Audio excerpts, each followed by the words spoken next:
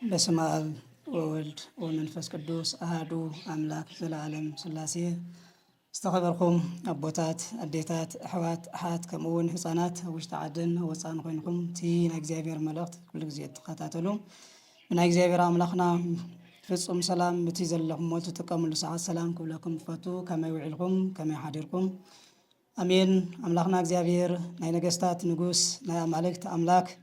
ናይ አጋዝቲ እግዚእ ናይ ምሕረት ጎይታ ናይ ቸርነት ናይ ቅርታ አምላኽ ብምሕረቱ ብቸርነቱ ብይቅርባህነቱ ኃጢአትናን በደልናን ከይተመልከተ ኣብ ሰዓት እዚ ኣብ ዕድመና ወሲኹ ስለ ዝሃበና ክብሪ ምስጋና አምልኮት ውዳሴ ንስሙ ይኹን። ከምቲ ልሙድ ናይ እግዚአብሔር ቃል ክንመሃር ኢና። ንዓይ ዝናገረሉ አንደበት ንስኹም ትሰምዕሉ እዝነ ልቦና ንኩላትና ምስጢሩን ጥበቡን ከገልጸልና አምላኽና እግዚአብሔር ቅዱስ ፈቃዱ ይኹነልና። አእመርኩሙኑ ዘገበርኩ ለክሙ እቲ ዝገበርኩልኩምስ ፈሊጥኩም ዶ ተረዲእኩም ዶ? ዮሐንስ ወንጌል ምዕራፍ 13 ቁፅሪ 12። እዚ ቃል እዚ አምላኽናን መድሓኒትናን ኢየሱስ ክርስቶስ ዝተናገሮ ኃይለ ቃል እዩ። እዚ ቃል እዚ ተነገረሎም እቶም ኣብ ዝሓደሮ ዝሓድሩ ኣብ ዝዋዕሎ ዝውዕሉ መንገዲ ኩሉ ዝተረዱ ደድሕሪኡ ዝኽተሉ ዝነበሩ ሐዋርያት አቦታትና ትነገረ ቃል እዩ። ጎይታ ኢየሱስ ክርስቶስ እዚ ቃል እዚ ምስ ተናገሮ ወንጌላዊ ዮሐንስ ድማ ጽሒፈልና። ኣብዚ ቃል እዚ ዝርእሲ እዚ አልዒልና ንምሃረሉ ዋና ርእሲ ዓላማ አምላኽና እግዚአብሔር ዝገበረልና አምላኽና እግዚአብሔር ዝወዓለልና ውዕለታ አምላኽና እግዚአብሔር ለአና ክብል ዝፈጸሞ ስራሕቲ ክነስተውዕሎን ክንርድኦን ከም ዝግበአና ምርዳእ ብቻ መፍላጥ ብቻ ዘይኮነስ እቱ ዝገበረልና እቲ ዘውዓለልና ውዕለታ ተረዲእና ፈሊጥና ብተግባር ክንነብሮ እንመሃረሉ ክፍለ ትምህርቲ እዩ። እዚ ቃል እዚ ኢየሱስ ክርስቶስ ክናገር ከሎ ካብ ቁፅሪ 6 ጀሚሩ ከምዚ ይብል። ጎይታ ኢየሱስ ክርስቶስ ነቦታትና ሐዋርያት 33 ዓመትን 3 ወርሕን ምስ ተቐመጠ አመጨረሻ ጊዜ ብዕለት ሐሙስ ናብ ዓርቢ ለውግሕ ምሸት አቦታትና ሰብሲቡ ትሕትንኡ አርእይዎም ምስጢሩ ገሊጽሎም ናይ መጨረሽታ መዓልቲ እያ እሞ ናይ ምስንማት መዓልቲ እያ እሞ በረከቱን ጸጉኡን ባሪኹ አኽቢሩ ክህቦም ምስጢሩን ጥበቡን ክገልጸሎም እታ ናይ መጨረሽታ መዓልቲ ስለ ዝነበረት ብህይወተ ሥጋ ካብኣቶም ልፍለየሉ ጊዜ ብአይሁድ ልተሓዘሉ ጊዜ መከራን ገርፋትን ልበጽሐሉ ጊዜ ናይ መጨረሽታ ሰዓት ስለ ዝነበረት ናብ ቦታትና ሐዋርያት ሰብሲቡ ልኩሎም እግሮም ሓጺብዎም። እግሮም ምስ ሓጸቦም ኣብ መጨረሽታ እሳቶም እቱ ዝገበሮ እግዚአብሔር እቶብ ቅድሚኦም ኩሉ ዝፍጽሞ ዝነበረ ምእንታን ከስታውሱ ምእንታን ክርድኡ እቱ ዝሰርሕዎ ኩሉ እሱ ዝሰርሖ ኩሉ ክሰርሑ ምእንታን ኢየሱስ ክርስቶስ ኩሉ ትሕትና ፈጺሙ ምስጢር ስጉኡን ደሙን ምስጢር ትሕትንኡ አርእይዎም ካብ መስዋዕተ ቡሉይ ላብ መስዋዕተ ሐዲስ አሳጋጊርዎም። እዚ ኩሉ ምስ ፈጸመ እግሮም ንሓፀቦም እናሃለወ ለቅዱስ ጴጥሮስ ቅርብ ኢሉ እግሩ ክሓጽቦ ጀሚሩ ጎይታ ናይ ክትሓጽበኒ እስኻ ይፍቀድን ኣይግባእን። ኣነ ዳ ኣምናዕኻ ክሓጽብ እምበር እስኻስ ናይ ክትሓጽብ ኣይግባእካን። ባርያ ለጎይቱ እምበር ጎይታ ለባሪኡ ከገልግል ኣይግባእን እዩ ኢልዎ። እመ ኢሓጸብኩከ ኣነ ኣልከ ክፍሊ ምስሊ ኣነ ተዘይሓጺበካ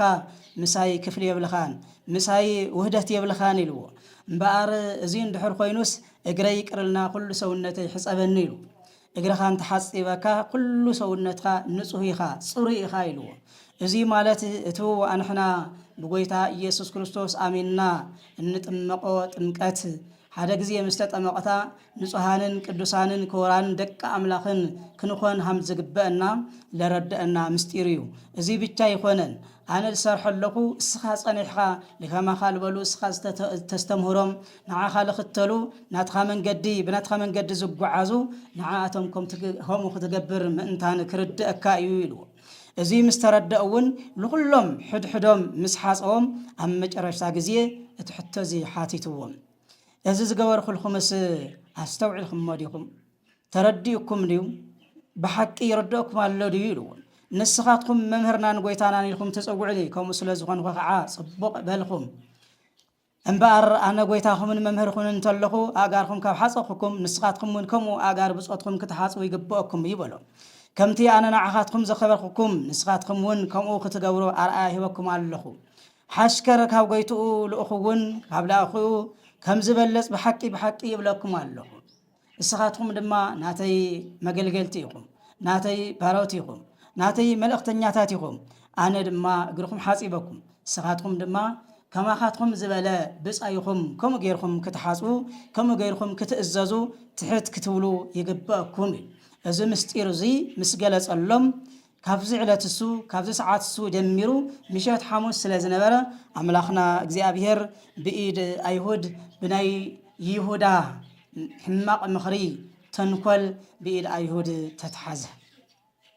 مشات حموس لقويتا يسوع كريستوس أيهود حيزمو أبإيد أيهود حيزو أتاليت زيا لقويتا يسوع كريستوس بتي زلبسو سجا بتي ناتنا دكما سجا كباد ليت نيرا خفيت ليت نيرا صلمات ليت لنا زيت وقح ليت نيرا قويتا يسوع كريستوس تتحاز الله قويتا يسوع كريستوس التقفع الله قويتا يسوع كريستوس بإيد قفع عيان التتحاز الله كباد ليت نيرا زيت وقح ليت نيرا إذا ليت زيال قويتا يسوع كريستوس بتو ناتنا زلبس وسجا كباد ليت يا زيد ما كاب هيرودس لابيلاطوس لاب هيرودس كاب كيافا لابهنا كابهنا ناب كيافا ناغوتتو ناغفعو حديرمو انديوامسي لاو قويتا يسوس كمصتولو يهودا مرحوم بترن سيفن حزام يمسيو يسوس كريستوس جن من دليكم ملو الساتهم لافت براخات مصتولو قويتا يسوس كريستوس أفتا كافتواشا وصيت صنيحوم مسدق مزامرتو يحضر سلازنبره لافتي مايدا وصيت صنيحوم من تحسسو الو من دليكم الساتهم دما يسوسنا نلشلنا يلم انا مسولم وديقم بغرما ملكوتو مانم زقرو مانم زتنكفو زيل مخانو حيال أملاخ لعل أملاخ بعل جرما أملاخ مخانو جليس اللهم نجرجن ناي تحتنا أملاخ سلازخنا بفقادو كد حزن اللهم سلاز دلية خال أي جزي العلوم مثل علم تود قتلون أي ترد أمن تلعل تلون أي ترد أمن مكنياتهم تود قتلو أملاخ مخانو متردو نيرم سيطان لبم شفينو وسلازخنا دمك إرم سلازخانو ناي سيطان ملأختنياتات سلازخانو كود قطم تلاعلم لخال أي جزية لقيت يسوس حيزمو انبار أنا لا أين حرد لكم خينكم لتهم دك مزامرتي قدفوهم لا أي حازوني لا أي وصودني أنا هي أنتم أنا كنداتهم كجرف اللهم كسك اللب سلز مساقو نعاتهم قدفوهم لا أيجن حازوني يلوم ماز بزالي تزيا قيت يسوس كريستوس إيدو زرقحو لبوتاتنا شفينوهم كمتي ولاديت لولادا بخدانا تشفنوا قدما خاي غبرني كم تولى كله ويتا يسوع كريستوس قدميهم كسقليه قدميهم كغرافيه قدميهم كموتيه قدميهم مقابر كورديه انا ناتاتهم بيزا ايمو نعاتهم غدفوم لاي حزني يلقو اتم ايهود ما بጭካኔ ሒዞም እናገፍዑ እናዳፍዑ ሒዞም ኸይዶም እቶም አቦታትና ሐዋርያት ሁሉም ተበቲኖም ኣብዚ ግዜ እዚ ሊቀ ሐዋርያት ቅዱስ ጴጥሮስ ግን ተኸቲልዎ ኣብ ሉቃስ ወንጌል ምዕራፍ 22 ካብ ቁጽር 55 እንድሕሪና ወተሎ ጴጥሮስ እምርህቅ ወአንደዶ እሳተ ማእከል አጸድ ወደወረ ጴጥሮስኒ ነበረ ምስሊሆም እንዘይስህን ጴጥሮስ ደድሕሪኡ ይኽተል ነበረ እቶም حيالات مريصم زقربوم وتادرات لغويتا ኢየሱስ አሲሮም መስወሰድዎ ላፍቲና ሊቀ ካህናት ቦታ ገዛ ግቢ አተይዎሞ ጴጥሮስ መስአቶም ኸደ ታለይት ዚአ ቁር ዘለዋ ከባድ ለይት ስለዝነበረ ተሰብስቦም ሓዊ ይስሕኑ ነበርሞ ጴጥሮስ ከዓ አማእኸሎም ኮይኑ ይስሕን ነበረ ነገር ግን ፈሪሑ ካፍቶም ማእኸል ሰባት ሓንቲ እዚ ሰብ እዚ ምስ ኢየሱስ ነይሩ እዩ እዚ ምስ ኢየሱስ ዝነበረ ናይ ኢየሱስ ደቀ መዛሙርቱ እዩ ትብሎተላ ጴጥሮስ ግን ኣብዚ ግዜ እዚ ፈሪሑ ነይሩ እቲ ትብልዮ ዘለኹ ሰብኣይ ኣነ ይፈልጦን ተጋጊኺ ኢሉ ናይ ክሕደት ቃል ኣውፅኡ ነይሩ ምክንያቱም ስጋ ደካማ እያ ስጋ ፈራሕ እያ ስጋ መከራ ይትኽእልን እሞ ኣብዚ ግዜ እዚ ጴጥሮስ ኣቦና ፈሪሑ ነይሩ ኣይፈልጦዩ ሓደ ግዜ ዘይኾነስ ለሰለስተ ግዜ ንጎይታ ኢየሱስ ክርስቶስ ክሒድዎ ነይሩ ኣቀዲሙ ግን ጎይታ ኢየሱስ ክርስቶስ ጴጥሮስ ላተመክሐ ስለ ዝነበረ ቀድሚ ደርሆ ምንቋዩ ሰለስተ ግዜ ትክሕደኒ ኢኻ ልብል ቃል ተነጊርዎ ስለ ዝነበረ ኣፍታ መበልቲ ሳልሰይቲ ግዜ ወተዘከረ ጴጥሮስ ቃሎ ለእግዚእነ ዘይቤሎ ስልሰ ትክህደኒ ዮም ጴጥሮስ ሽዑ ዘከረ ሰለስተ ግዜ ትክሕደኒ ኢኻ ልበሎ ቃል ዘከረ እሞ ጴጥሮስ ሓዘነ ተጨነቀ ተነስሐ ተጸጸተ ምክንያቱም እቱ ዝገብረልኩም ዘለኹ እቱ ዝፈጽሞ ዘለኹ ተረዲእኩም ድዩ ይርዳእኩም ወለድዩ ልብል ቃል ተነጊርዎ ስለ ዝነበረ ቅዱስ ጴጥሮስ ዘከረ እዚ ምስ ዘከረ ላብ ሓዞና ኣተወ ላብ ጸጸቶ ኣተወ ላብ ንስሑ ኣተወ እቶም ሓያላት ወታደራት ግን ለጎይታ ኣሲሮም ወሰድዎ ክብሪ ምስጋና ለጎይታና ኢየሱስ ክርስቶስ ይኹን እሱ ስለለኣና ዝተገረፈ እሱ ስለለኣና ዝተቸገረ ስለለኣና ክብል ግፍዕን መከራን ዝተቀበለ እዩ ኩሎም ድማ ሒዞም እናዳፍኡ ላብ ጲላጦስ ወሰድዎ ወተንስኡ ኩሎም በመሎም ወሰድዎ ሃበ ጲላጦስ ኣሃዝ ያስተዋድይዎ ወይቤሉ ረከብናሁ ለዝንቱ እንዘይ ኣለዎም ለህዝብ ኩሎም ተሰብሲቦም ድማ ኣብ ቅድሚ ጲላጦስ ጠጠው ኢሎም እዚ ለህዝብና ክሕደ ሕማቕ ትምህርቲ እናምህረ ረኺብናዮ ኢና ኢሎም ከሰስዎ ኩሎም ጎይታ ኢየሱስ ክርስቶስ ኣብዛ ዓለም እዚ ዘኽስስ ስራሕ ኣይሰርሐን በደል ኣይሰርሐን ድሕነት ይሰሪሑ ድሕነት ይፈጺሙ ብርሃን ይገሊጹ ጥበብ ይገሊጹ ምስጢር ይሂብና ነገር ግን መድኃኒት ዘይግብኦም ወጸልኡ መድኃኒቶም ልጸልኡ ክብሮም ዝጸልኡ ኣይሁድ ግን ለቶም ህዝቢ ኣኪቦም እዚ ሰብዚ በደለኛ እዩ ጌገኛ እዩ ኃጢአተኛ እዩ ክፉእ እዩ በመባል ኣብ ቅድሚ ጲላጦስ ከሰስዎ ነገር ግን ጲላጦስ እሳቶም ብቕንዓቶም ከምዘትሕዝዎ ሁሉ ይፈልጥ ስለ ዝነበረ ብደንቢ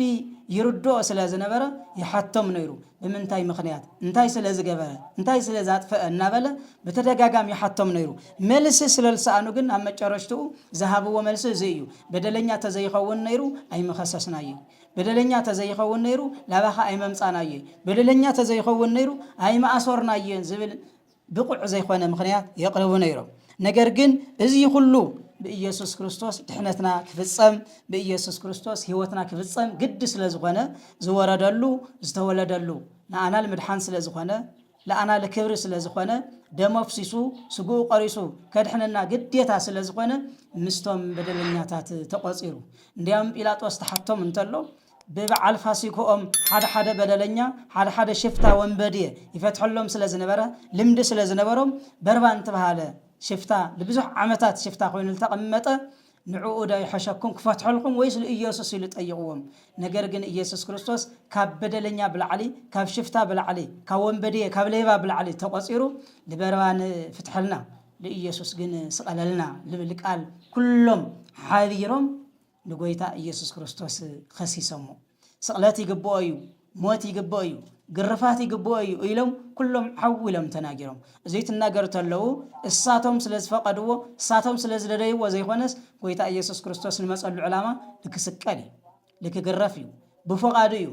እስመ በፈቃዱ ወስምረተ አቡሁ ወመንፈስ ቅዱስ መጻ ወአድሃነነ ብናይ አቦ ፈቃድ ብናይ መንፈስ ቅዱስ ፈቃድ ብናይ ባዕሉ ፈቃድ ላብዚ ምድር እዚ መጽኡ አድሕንና እዩ ኢሎም ሊቃውንት ከምዝ ደረሱሉ ሁሉ ጎይታ ኢየሱስ ክርስቶስ ልክስቀል ፈቃዱ ነይሩ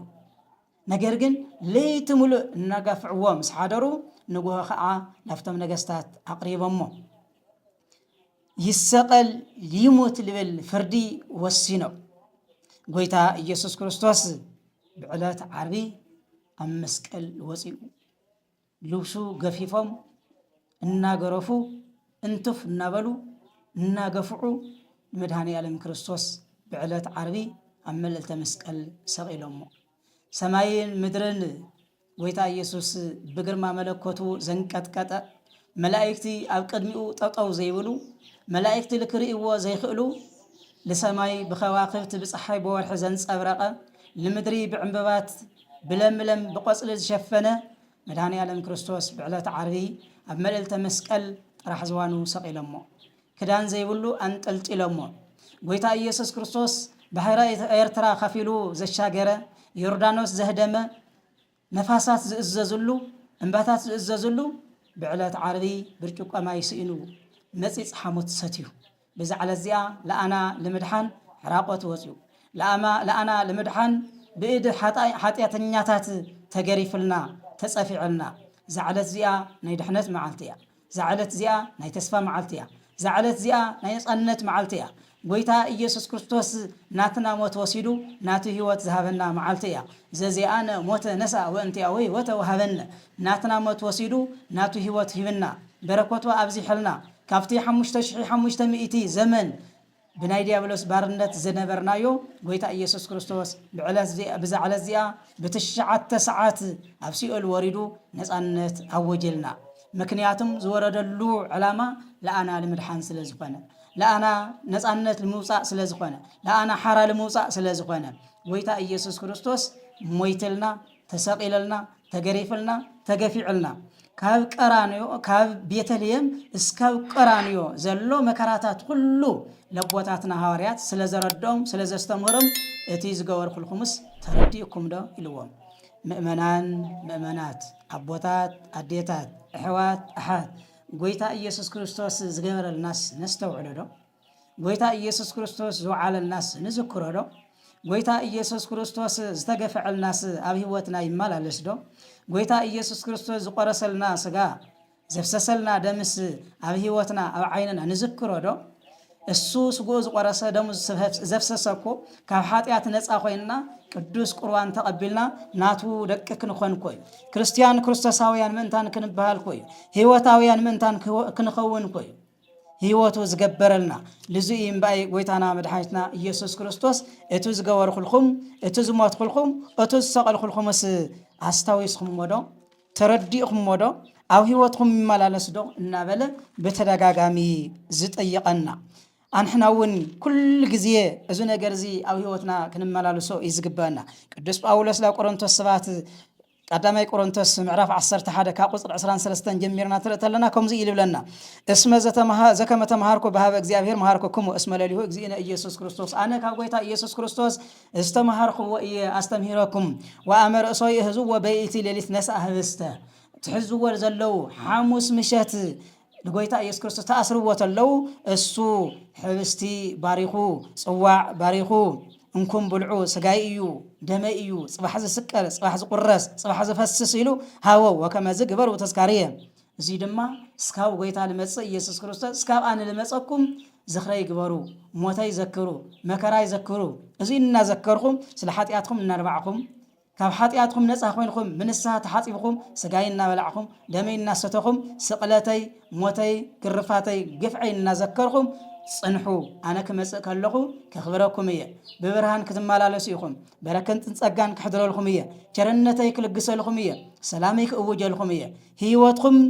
ኣብ ዓለም ኩሉ ተመስከረ ክኾን ኢሉ ቅዱስ ጳውሎስ እውን ጎይታ ኢየሱስ ክርስቶስ ዘስተምሆሮ ጎይታ ኢየሱስ ክርስቶስ ዝገለጸሉ ምስጢር ከምዚ እዩ ዘስተምረና እዚ ብቻ ይኾነ አንሕና ና ክርስቶስ ዋጋል ተኸፈለልና በክርስቶስ ዋጋል ተዓደግና ኢና خزون معرف شديسة قصر 19 ቅዱስ ጳውሎስ ተናገረና ተሎ ከምዚ ኢሉ እስኻትኩም ናባዕልኩም ኣይኮንኩም ዋጋ ተኸፊልኩም ኢኹም ናይ ሰባት ባሮት ኣይትኾኑ ኣብ ሰባት ኣይትእመኑ እምነትኩም ኣብ ክርስቶስ ይኹን ክቡር ደም ተኸፊልኩም እዩ ከምቲ ኣቦታትኩም ካብ ኣቦታትኩም ዘወረስኩሞ ወርቂ ዕንቂ ብር ብሩር ኣይኮነን ደም ክርስቶስ ንጹህ ደም እዩ ተኸፊልኩም መዓዝ ብዕለት ዓርቢ እዚ ዘክሩ እዚ አስታውሱ እዚ እናስታወስኩም ድማ በሰላም ንበሩ بفقر نبرو بحدنت نبرو بسممعنت نبرو كاب حطيات كاب رخصت كاب صلي كاب قيم بقل كاب زمت وصيكم بهيوت نبرو بنسا نبرو سغاي نبلعكم دمي ناستكم موتين نذكركم تنساي نذكركم سقلتين نذكركم حدا خوينكم نبرو إلنا لزيين باي غويتا ኢየሱስ ክርስቶስ اتو زغور خلكم اتو زوعل خلكم وعلاتاس تذكروا ودو تحاسبوا ودو تستاوسوا ودو زبلنا أنحنا جن نستاوسن لنا دينا أي نستاوسن هيوتنا نمرمر ندحرنا قويتا فقر يساويسنا يقينا حاونا أي نسألننا ناقويتا موت ندحر ذكرنا أنحنا حتيات أي نسرحن أبكد مئة أو كنولنا موت طرح يقني هيوتو تنسايون سلن نذكر دحر موت هيوت همل لنا سلن نفلت نا كريستوس مكرا ندحر ذكرنا أبز عالم زي للو موت أبز عالم زي للو مكرا سدت كله حلافيو سلمنتان موتن سلطان موتن زي سعارة مدهاني ألم كريستوس أبونا سلزلنا بز لؤو سلن نأمن لؤو سلن نختل لزي ينبار اتوز قبر كل خمس تذكركم مودو ترديكم مودو فليتكم مودو حاسيوكم مودو زبلهم أنحنا ون نا كريستوس كاب بيتلهم اسكاب قرانيو للو لأنا زقبرلنا بركة صقان الناس تاوسنا بفقرن بسممعنتن بحادنتن قيننا ويتا أملاقنا نذكرنا كننبر زيابير أملاقنا قدس فقادو يقونلنا سمعنا يو أبزلن بونانا يحضرلنا سمعنا 36 فرينا منغستو لكن ورس سمو لكن قدس ناتو فقاد يخونلنا وسبات لእግዚአብሔር አሜን